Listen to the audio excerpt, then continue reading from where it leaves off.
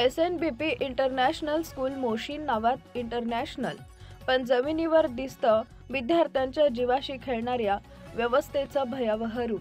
अर्धवट इमारत, भिंती कच्च्या, सळ्या बाहेर, धूळ, सिमेंटचे ढीग आणि या नरकासारख्या धोकादायक वातावरणात भरते शाळा.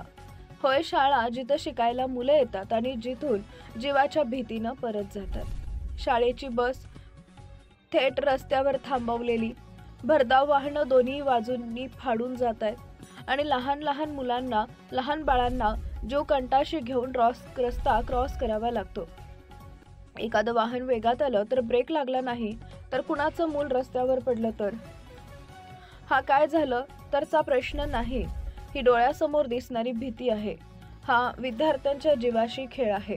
आणि इमारतीचं दृश्य तर अंगात थरकाप आणणारं. उघड्या सळ्या, अस्थिर विटा, प्रचंड धूळ, अर्धवट फ्लोरिंग, जमिनीवर तुटलेल्या फरशा, जिकडे तिकडा राडारोडा आणि त्यांच्यामधूनच जातात आपली मुलं. एकच प्रश्न छातीत धडाका मारतो, ही शाळा आहे की सापळा?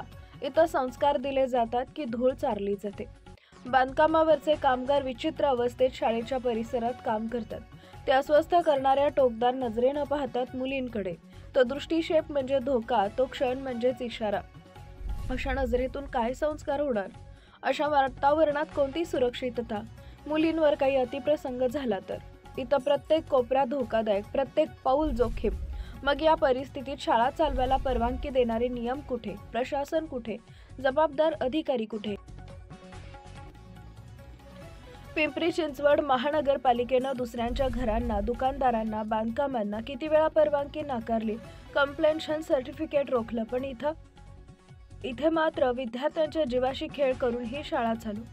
याला काय म्हणायचं? नियम की निवडक नियम? प्रोटोकॉल की लूटमार? पालकांचा पैसा दोन्ही बाजूंनी लुटला जातोय. कर भरतात तरी मोफत शिक्षण मिळत नाही. प्रचंड फी भरतात तर मिळतं काय? अर्धवट इमारतीतलं असुरक्षित शिक्षण. आणि संस्कार तर कधीच संपलेले.